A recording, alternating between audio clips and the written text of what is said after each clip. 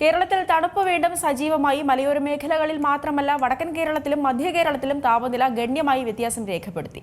ഒരിടവേളയ്ക്ക് ശേഷം മൂന്നാർ വീണ്ടും അതിശൈത്യത്തിലേക്ക് എത്തിയിരിക്കുകയാണ്. മഴ മാത്രമല്ല, മഞ്ഞുവീഴ്ചയും കാലം തെറ്റിയെത്തുന്നു. അസാധാരണമായ മഞ്ഞുവീഴ്ചയായിരുന്നു ഡിസംബർ മാസത്തിൽ നാം കണ്ടത്. ഡിസംബറിന്റെ മധ്യത്തോടെ മാത്രം ആരംഭിച്ച തണുപ്പ് നേരത്തെ എത്തി ആകെ തണുത്തു വിറപ്പിച്ചു കേരളത്തെ. എന്തായാലും കേരളം പൂർണ്ണമായി ശൈത്യത്തിന്റെ പിടിയിലായ അവസ്ഥയായിരുന്നു അന്ന്. കേരളത്തിൽ വൃശ്ചിക മാസം കഴിഞ്ഞാൽ തണുപ്പിന് കുറച്ച് ശമനമുണ്ടാകുമെന്നാണ് പറയുന്നത്. എന്നാൽ ഇപ്പോഴങ്ങനെയല്ല. രാത്രിയും പകലും നല്ല തണുപ്പാണ്. മിക്ക ജില്ലകളിലും പകൽ സമയത്ത് പുറത്തിറങ്ങാൻ കഴിയുന്നില്ല. മൂടിക്കെട്ടിയ അന്തരീക്ഷം മാത്രമല്ല, എന്തിന് മിക്ക ജില്ലകളിലും സൂര്യപ്രകാശം തീരെയില്ല. മഞ്ഞുകാലമല്ലേ, അതിന്റെ ആവുമെന്ന് കരുതിയാൽ തെറ്റി. കാലാവസ്ഥാ നിരീക്ഷണ കേന്ദ്രം ഇതിനുമായി ബന്ധപ്പെട്ട നിരീക്ഷണങ്ങൾ നടത്തിക്കൊണ്ടിരിക്കുകയാണ്.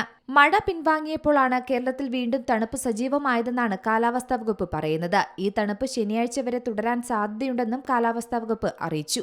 അതിരാവിലെയുള്ള തണുപ്പ് തുടരുമെന്നും അധികൃതർ അറിയിക്കുന്നുണ്ട്. പ്രത്യേകിച്ച് മലയോര മേഖലകളിൽ മാത്രമല്ല, വടക്കൻ കേരളത്തിലും മധ്യ കേരളത്തിലും താപനില ഗണ്യമായി കുറഞ്ഞ അവസ്ഥയാണ്. ഇന്ന് കൊടൈക്കനാൽ റെക്കോർഡ് തണുപ്പ് തുടരുകയാണ്.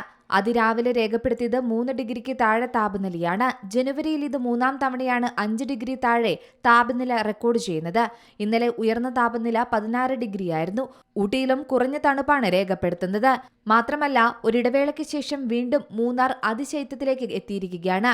പുലർച്ചെയിൽ കുറഞ്ഞ താപനിലയായ 1 ഡിഗ്രി സെൽഷ്യസ് രേഖപ്പെടുത്തി. സൈലന്റ് വാലി, നല്ലതണ്ണി എന്നിവിടങ്ങളിലും കടുത്ത തണുപ്പാണ് അനുഭവപ്പെടുന്നത്.